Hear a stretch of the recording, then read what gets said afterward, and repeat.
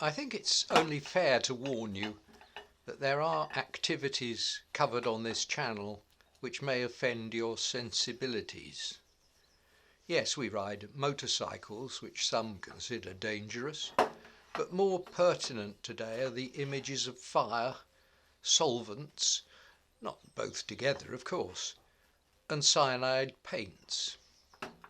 Perhaps it's enough to point out that nothing here is a suggestion of what you might do, but a record of what I did. Of course, it's your prerogative to tell me I should only spray 2-pack with an air-fed mask and a proper spray booth, just as it's mine to ignore you. Anyway, to work. Grease is a friend to most mechanisms, but it's a distinct disadvantage when sticking things together, like weld to a mudguard or paint to a frame. So we begin with a solvent. Opening scene is a tray of mucky components, a couple of scrapers and a brush which can no longer be relied upon to apply finish to the high standard required when creosoting a fence. What's creosote? Ask your grandpa, assuming he survived using it. My chosen solvent is water soluble, but I use a scraper on the thick stuff, like that slurry of grease and road dirt collected in a chain guard. Once it's moving about, wipe and blast off with a hose pipe if the gardener isn't using it. Be sure to remove all traces of grease from the pistol grip and trigger, or face the consequences. There are plenty of ways for digging for rust and steel which lies beneath old paint. I've tried them all over the years, including the ultimate cop-out, paying someone else to do it. Paint stripper, another nasty substance, works on most finishes, but experience shows that it tends to creep into crevices from which it can only be tempted by a fresh coat of paint, which it then proceeds to eat. I'm testing a Norton Blaze disc in the angle grinder. It makes a fair fist of taking paint from open areas of the headlight shell, cleaning back to bare metal without removing a significant amount of it, as an abrasive disc would. It doesn't clog on this green hammerite paint, but it isn't so good at getting into the trickier corners, and it's still abrasive enough to wear away edges, so for these I changed to a twisted wire brush. Hand and eye protection are mandatory here. Bristles which fly off will penetrate anything within reach, from bystanders to eyeballs. I work outside, which is healthier and saves sweeping the workshop floor. Dirt outside goes largely unnoticed, because it's what the world is made from. There are still some odds and ends of dismantling required. This folding passenger footrest is quite possibly not a P&M item, with a crank which I suspect was applied to give the rider's size 10 boots room to swing a kickstart. The tubular frame attachment holds front and rear footrests, generally the first to suffer when a bike exceeds its maximum permitted angle of lean, as demonstrated here by repairs.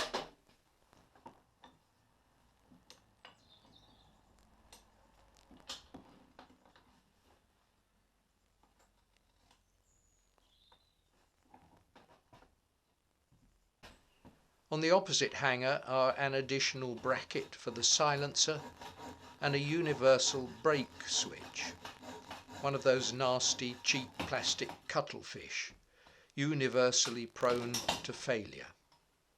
Its bolt and nut are easy prey for a hacksaw, and to me there is only one place for it.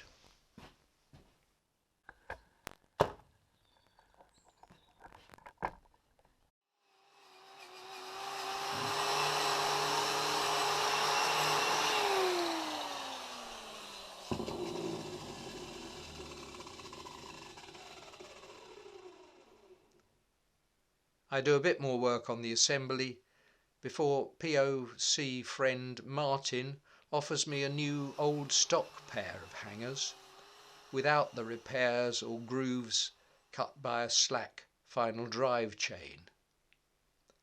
Nothing wasted, I pass mine on to another POC member.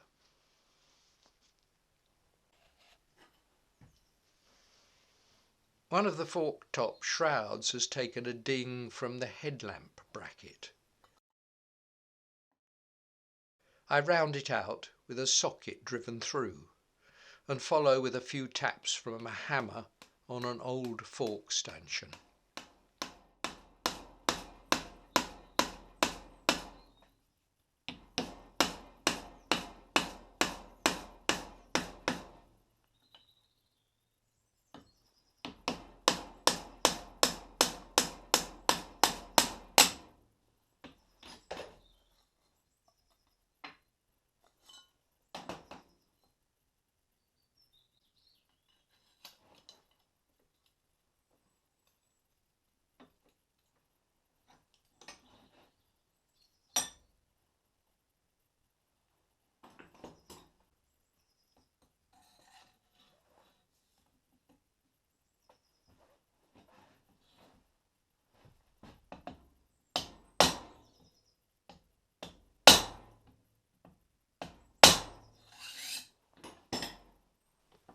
Then it's onto the rear frame tubes with that wire brush.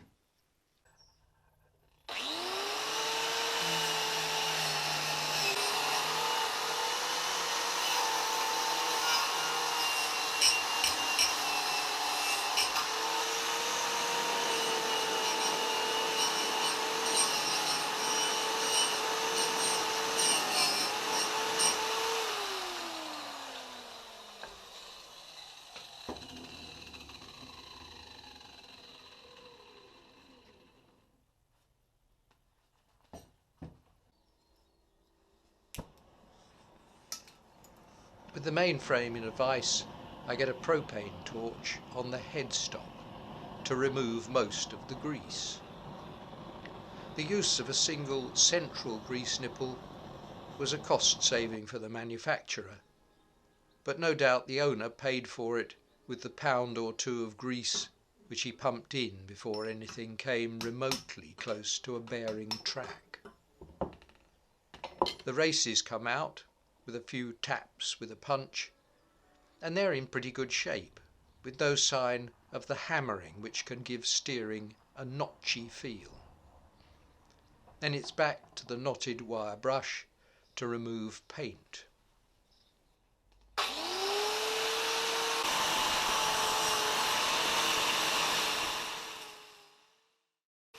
The swinging arm rubber bushes show no play, and there's little point in renewing these just for the sake of it. If you don't have the necessary streak of obsession, you'll need to dig deep into your reserves of patience here. Aside from the pay someone else option, there are no shortcuts to this. I gain some small comfort from making two piles, one with old paint on and one in the bare metal. Progress becomes more obvious when one collection shrinks as the other one grows. Here I'm running a rotary wire brush to clean inside the fork shrouds.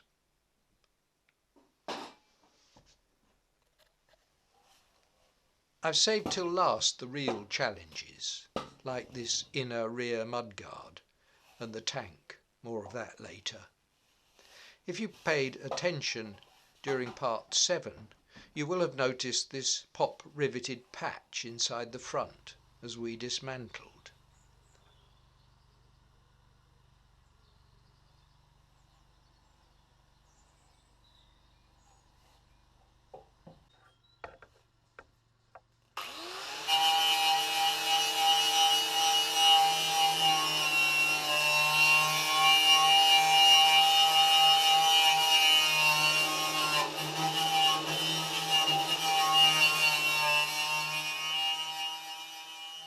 The bracket is still attached, just by spot welds. Chase back to solid steel for a sound seam. These 1.6mm cutting discs are perfect for precise surgery, and because they remove so little material, we can use the piece removed as a pattern.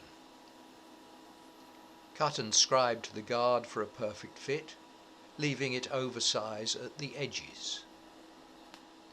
TIG weld in place.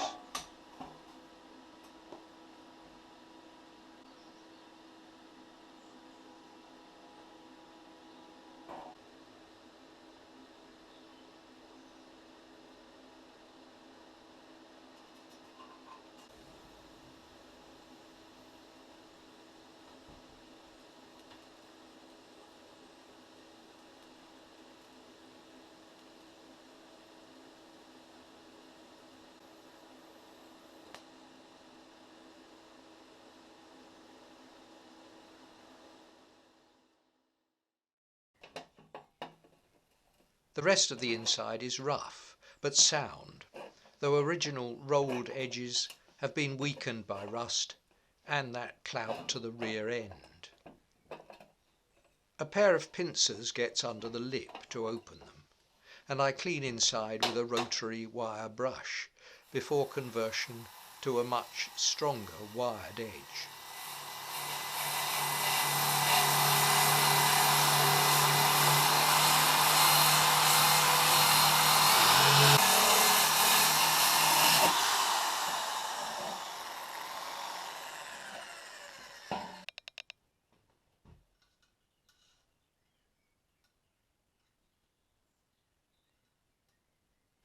.3mm, that's 1/8 inch piano wire, is formed to the required curve in a simple 2-peg vice jig. Clamped in place, it has the rolled edge reformed around it.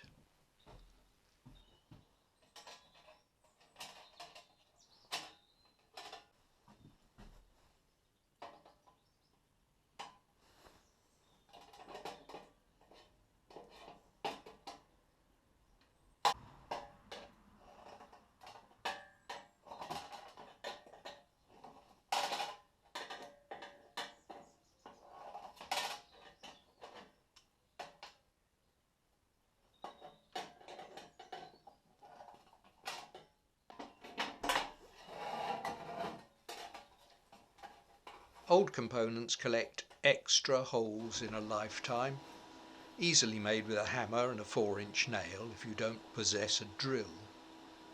Worth remembering that the old bike was only saved from the scrap heap because a previous owner found ways of keeping it going on a shoestring. I form a number of little dimpled squares from steel laid over a suitably sized hole, say the end of a socket, and popped with hammer and punch. These are held in place with a clamp before being welded from the front. Grind and sand off for a perfect surface. The inside can be dressed back, but as it won't show, I simply apply the paint system and finish with a coat of underbody sealer to protect from abrasive road grit fired at it by a spinning tyre.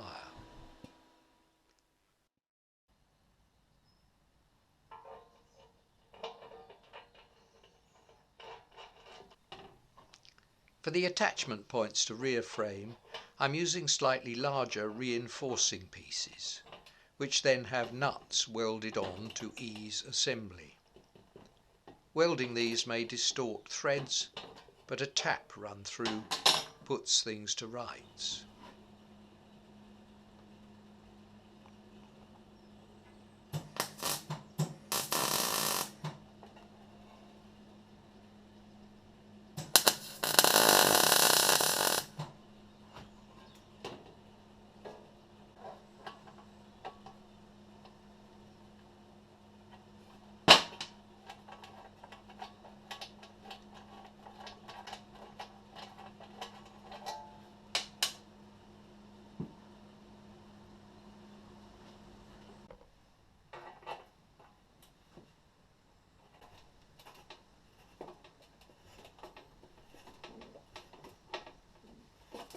Since several points of contact rely on each other, it's wise to put components together to check alignment before committing to drill or welder. The rear guard assembly has inner and outer guards sandwiched with a filling of frame, and is made more complex by the seat and its lifting handle coming down through slots in the outer parrot beak guard. My captive nuts will help, but I have also cut holes in the outer guard to allow a socket to access the bolts. These, close to the seat's lower edge, will be filled with red rubber bungs. Engine plates often have holes worn oval and dished where slack engine studs and vibration have eroded them. I'm using a length of copper rod, the diameter of the stud. Steel MIG wire won't amalgamate with that, and it just needs a tap or two to free it before I grind off excess weld.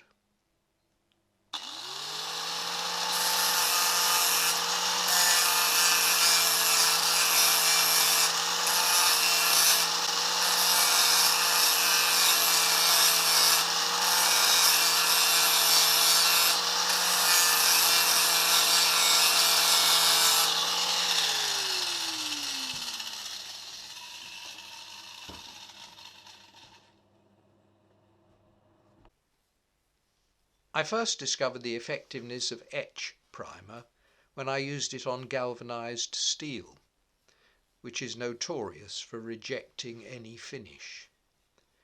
Now I use it as a matter of course, and am confident of a perfect bond with subsequent coats on any metal surface. It's a thin 2-pack mix, 50-50, and goes on easily with a brush.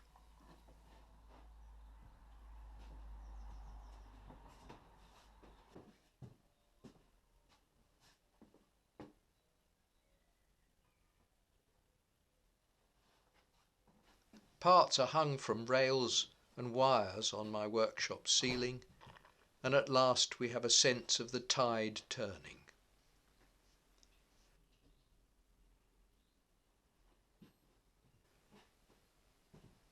A day or two later we can apply cellulose primer.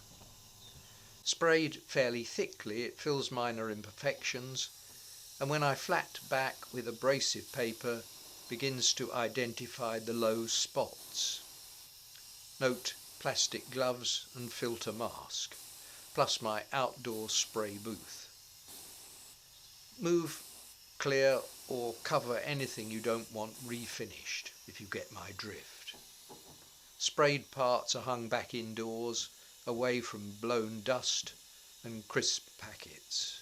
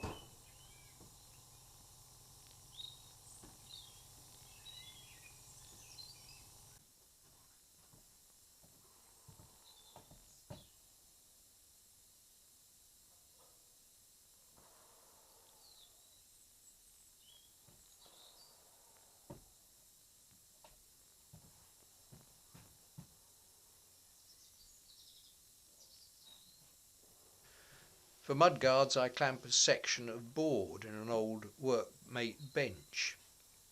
Initial rubbing down with a foam-backed abrasive square shows up areas needing filler.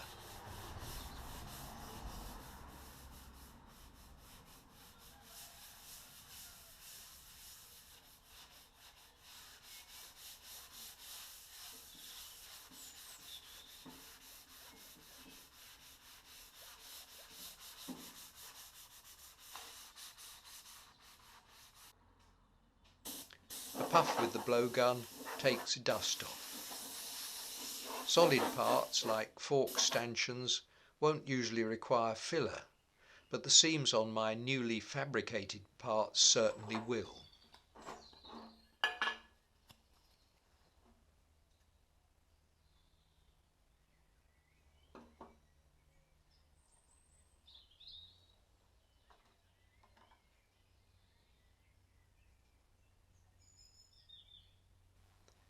Mix small amounts, it goes off quickly, especially in warm weather. Apply with a plastic spatula and allow to set. I swap between components to keep a workflow going.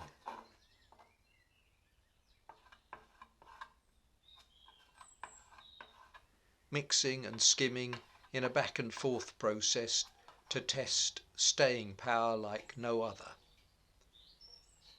Is it good enough, or just better than when you started? Red top coat is on order, but we aren't quite there yet. The rear number plate must be black, and I have some on the shelf from a previous job. Mixing a tiny amount is tricky, so I decide to paint inside the guards with it too, saving the red for the show parts. Make a trial spray to adjust the mixture viscosity and the gun's air to paint ratio. Technique here, passed on by a pro sprayer friend, is to apply a thinnish coat with a primer grinning through and let it go tacky for 10 minutes or so. How fast it goes off depends on ambient conditions. Your next coat will key to the initial one and reduce the chance of sags and runs. Move between components again to keep things going. 3 coats will provide a base for painted registration and a good cover for the under seal.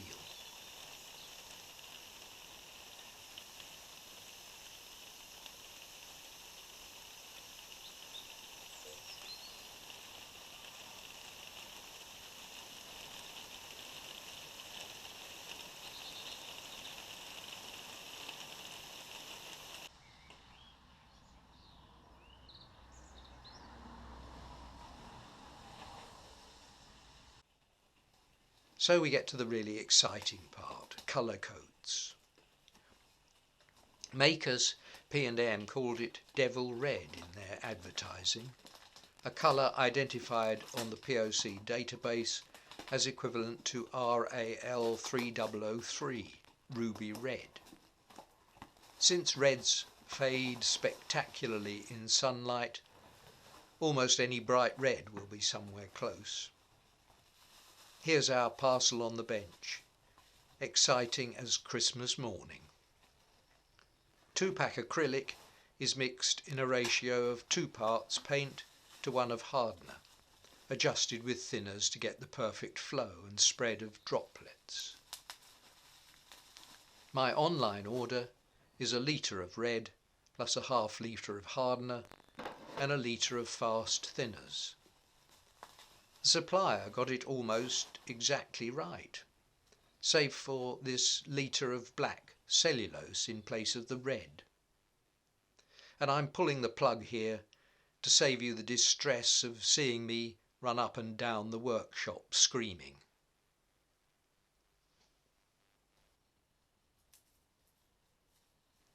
They took the parcel back at their expense and refunded my money, but without apology. So I shopped somewhere else. Here we are picking up the thread again.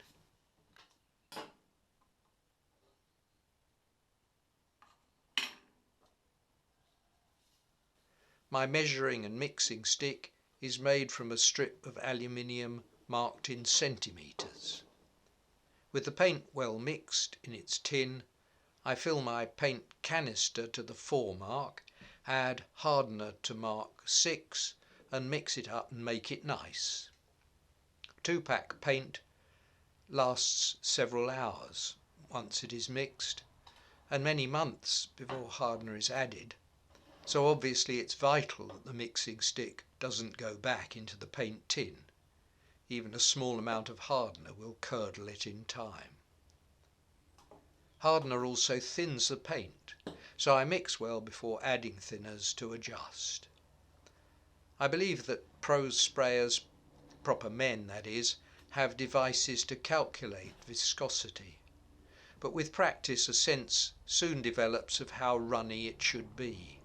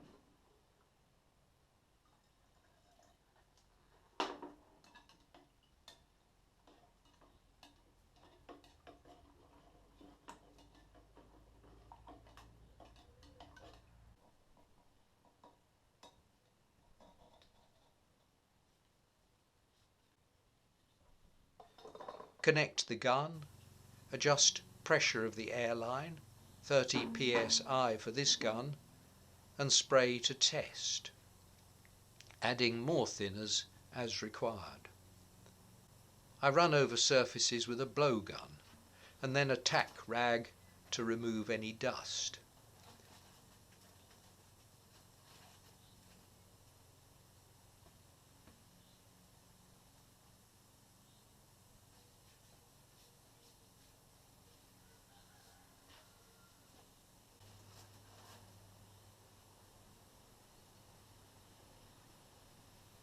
Then it's mask on, spray that thin coat, carry back inside away from the flies and bring the next piece.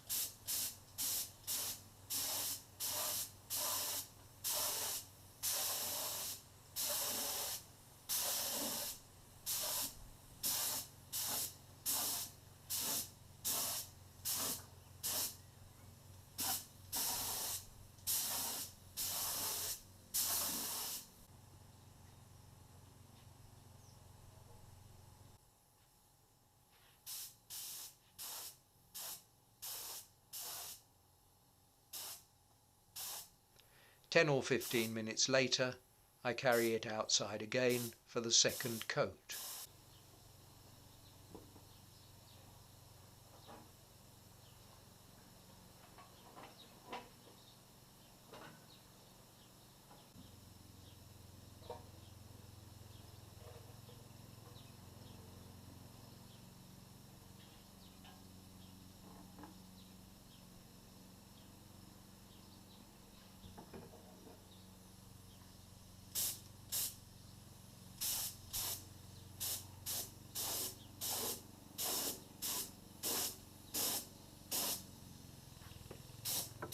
Each parallel spray overlaps the last. The light under my polycarbonate carport is good, but shadow areas can still catch me out. Best bet is to hang parts a different way up for second and third coats to reveal thin areas in a different light. With these mudguards, I'm concerned to get red paint well around the beads. Overspray getting onto the black inside is not a problem. The rear hangs on a hook okay, but it does flap about rather, and the bench support is steadier for front and rear guards, though tricky to reach the underside of those edge beads.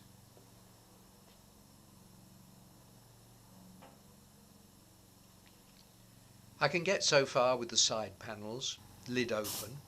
A second wire hook provides a new angle, lid closed.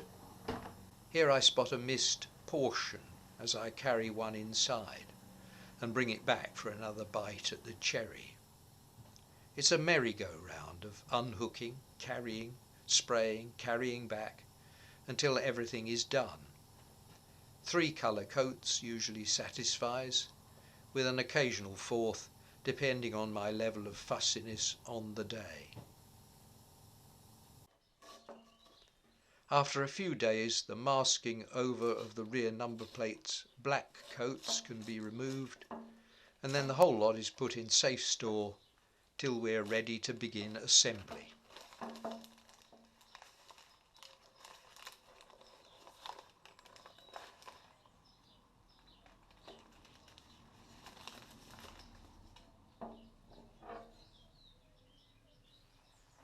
And finally, as I saved you the full distress of that paint parcel's opening, you should be resilient enough to be shown this image of the petrol tank, the subject of our next video.